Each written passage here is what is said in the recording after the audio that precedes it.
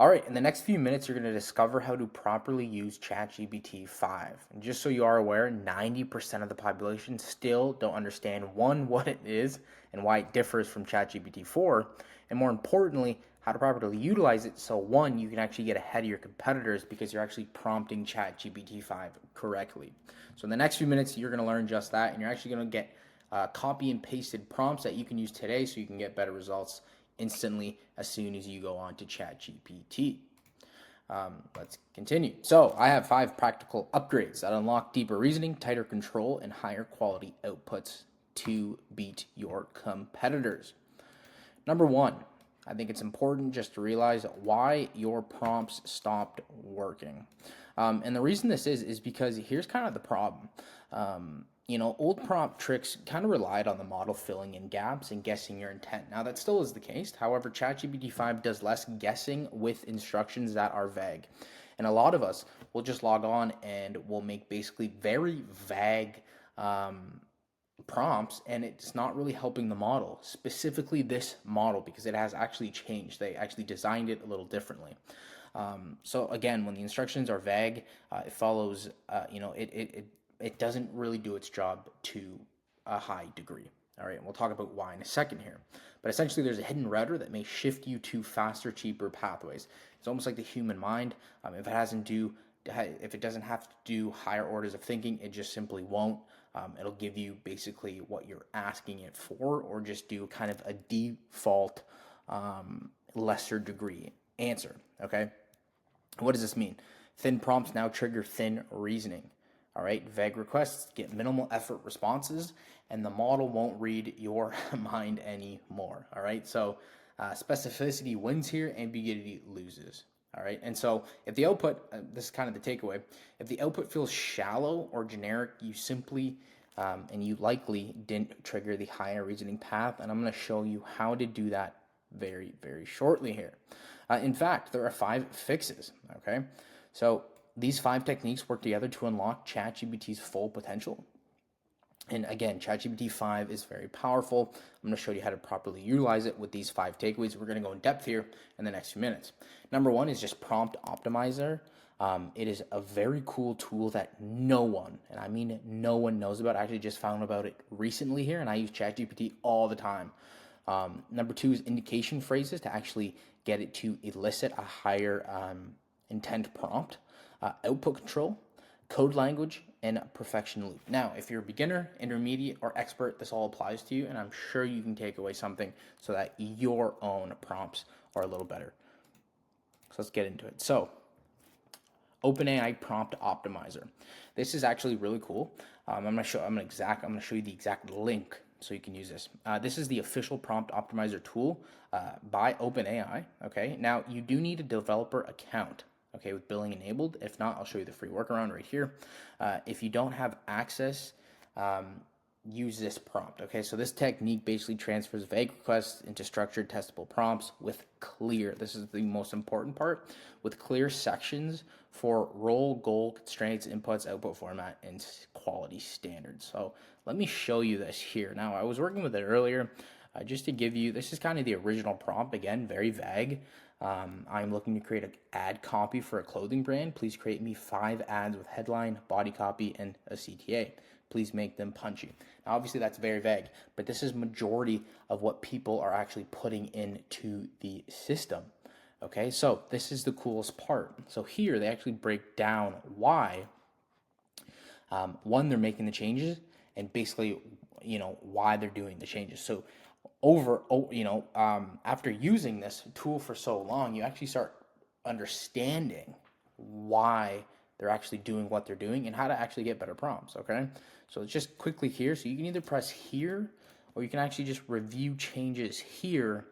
And the green is kind of what they changed. And then obviously the reason behind that change. It's very, very cool and powerful. And once you start understanding, start just playing around with this, and once you understanding how they kind of format it, what they're looking for, your prompts will just be second to none. Okay, so that is Prompt Optimizer. You can just come into here, And you can go platform.openai.com, come all the way down to evaluation, and just go prompt optimizer, okay? And here they kind of just give you a breakdown. Very, very cool stuff. And honestly, I just found out about it not too long ago, and I haven't heard anyone since. So that's that. Okay, now here's the free workaround. All right, so this is, you can just copy and paste. So you're an expert prompt engineer. Improve and harden my prompt for ChatGPT-5. Make it explicit, modular, and testable. Add sections for role, goal, constraints, inputs, output format, and quality bar. All right, so you can see it's very, again, the things we've been talking about.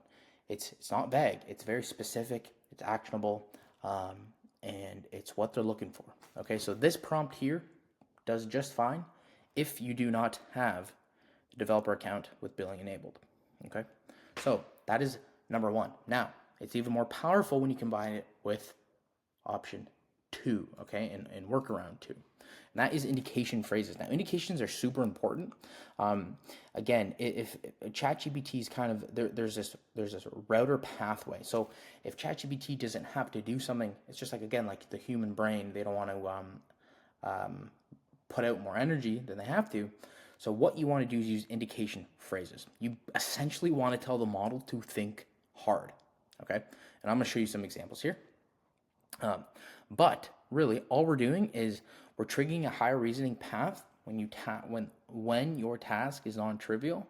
How we're going to do it is add a short thinking directive, a phrase, before your actual request, okay? And the way you can tell if your prompts, if there's a higher order of thinking taking place, is really how long the prompt or how long the model thought for, right? Usually you see that thinking bar, and if it's, sometimes it says thought for 15 seconds. You want that as high as possible, and that means it's actually taking the time to think, to digest your prompt, and really work it, okay? And here are just some copywriting examples you can use today. Think hard about this, then answer the question, right? Again, we're telling it to think. Think deeply about this. Show careful trade-offs before your decision, and then take your time. There is no rush. List assumptions you needed to make, then proceed. Again, we're telling it, take your time. Think through this problem. Identify X, Y, and Z, and then,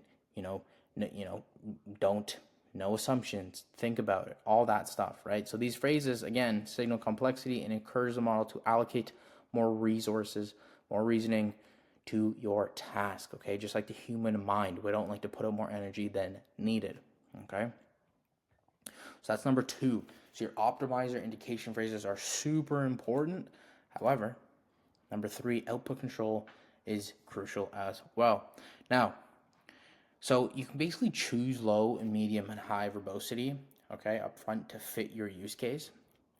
This prevents, something big, which is rambling. I don't know if you've ever put into a prompt, put it into an LLM, and it just starts making stuff up, starts hallucinating, and it just gives you a bunch of junk, okay? So this prevents rambling responses when you need brevity and ensures sufficient detail when you need depth, which ultimately is going to make your prompt a lot better, because anyone can use LLMs and anyone can get vague answers. It's the depth and the width that matter the most. All right, so without explicit length guidance, ChatGPT-5 defaults to medium length responses that may not match your needs. Again, what we're saying, you don't want ramblings, you don't want just a bunch of junk. You want explicit, very direct answers, okay? And the way you're going to get that is essentially 3 templates.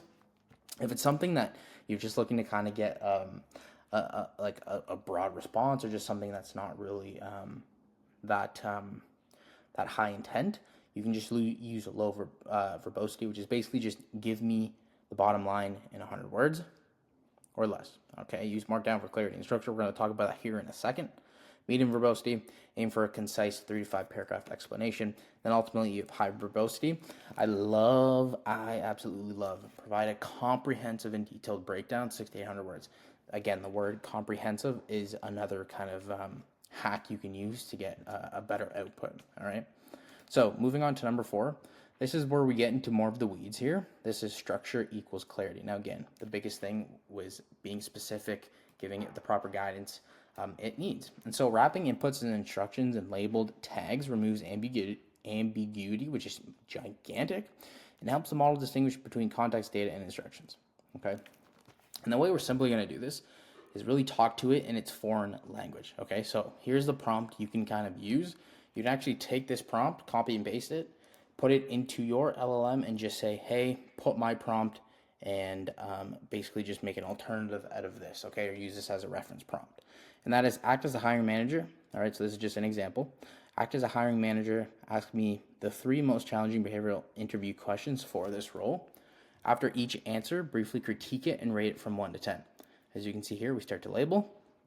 Okay, stay concise, 1 question at a time. Do not move on until I answer. Okay, so again, you're actually labeling it. You're talking to it in its proper language. All right, and this is massive, absolutely massive.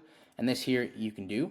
If you don't necessarily understand code to the greatest degree, this is, again, not that complex. But if you don't want to do it, you don't have to do this step. But again, this increases your output.